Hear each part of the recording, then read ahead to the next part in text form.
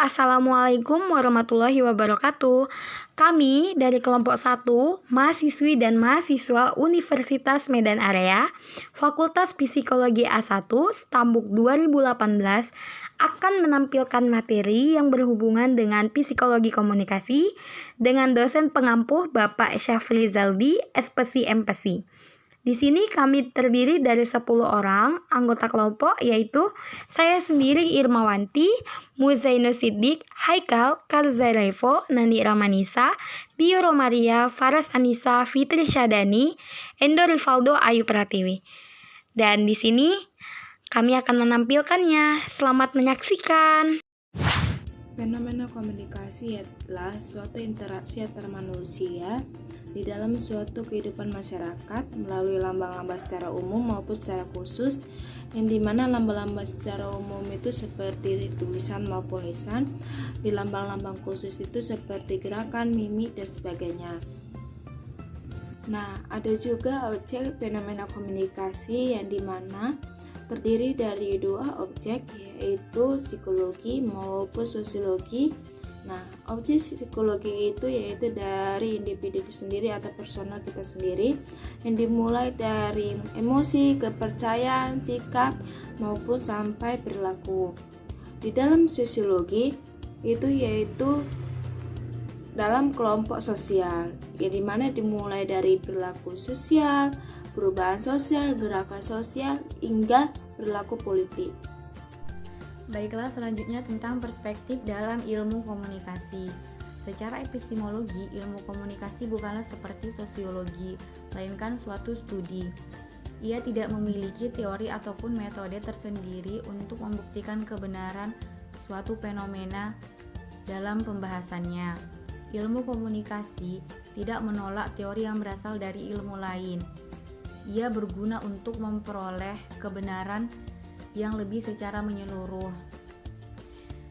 Teori yang dapat menjelaskan tentang suatu fenomena komunikasi yang sempurna ataupun lebih kompleks dianggap bisa dijadikan sebagai suatu perspektif. Menurut Chava dan Metzger pada tahun 2001, mereka mengungkapkan bahwa konsep komunikasi massa ini dengan cara mengevaluasi 3 konseptualisasi yang mengenai komunikasi itu sendiri. Nah, adapun 3 konsep itu meliputi yang pertama, konsep komunikasi massa sebagai institusi media, yang kedua, komunikasi massa sebagai problem sosial, yang ketiga, ada komunikasi massa sebagai kajian akademik. Yang pertama, komunikasi massa sebagai institusi media. Nah, ciri utama konsep ini dengan cara menyebarluaskan produksi itu secara massa ataupun diperluas melalui berbagai media, baik itu dari majalah, televisi, maupun surat kabar. Yang kedua, ada komunikasi massa sebagai problem sosial. Nah, dari penyebarannya melalui media itu tadi, maka tidak berkemungkinan bakal adanya hal-hal yang bakal ditimbulkan dalam lingkungan masyarakat. Entah pun itu bagaimana cara masyarakat menerimanya dengan baik ataupun dengan sisi buruknya. Yang ketiga, ada komunikasi massa sebagai kajian akademik. Konsep ini memandang sejumlah aktivitas dalam institusi pendidikan. Berarti komunikasi jenis ini lebih kepada pendidikan dengan kecanggihan teknologi dan internet maupun telepon seluler. Berikutnya ada jenis perspektif komunikasi. Beberapa jenis perspektif komunikasi ini yang meliputi yang pertama, jenis perspektif mekanistis, interaksional, pragmatisme, ekologis, dramatisme, dan model keseimbangan. Nah, perspektif yang pertama yaitu perspektif mekanistis. Pada jenis ini lebih menekankan kepada unsur fisik, komunikasi, penyampaian, dan penerimaannya. Arus pesan yang bakal ditimbulkan dari pemberi ataupun penerima dari informasi yang diberikan. Yang kedua, perspektif interaksional ini melihat bagaimana interaksi antara pemberi maupun penerima informasi tersebut. Jadi ini lebih menekankan kepada bagaimana si penerima maupun si pemberi ini penyampaiannya terhadap satu sama lain. Berikutnya ada perspektif pragmatisme, yaitu ini melihat bagaimana tindak perilaku ataupun tindak yang dijalankan itu secara verbal ataupun non-verbal. Selanjutnya ada perspektif ekologis, ini lebih melihat atau terfokuskan kepada tingkah laku penerima maupun pemberi informasi. Berikutnya ada dramatisme dan model keseimbangan. Implikasi perspektif komunikasi dalam media.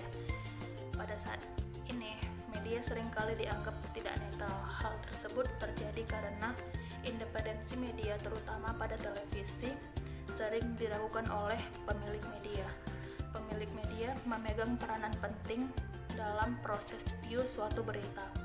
Media-media mempunyai dua perspektif, yaitu news yang terkait soal berita, selanjutnya adalah view terkait opini masyarakat. Antara views dan news itu memiliki dua hal yang sangat berbeda. Hal tersebut memang wajib dibatasi, dikarenakan news itu merupakan hasil fakta yang terjadi di lapangan yang sudah diliput oleh wartawan. Sedangkan opini yaitu pendapat masyarakat mengenai berita tersebut. Peran publik terhadap media perspektif komunikasi. 1. Filter.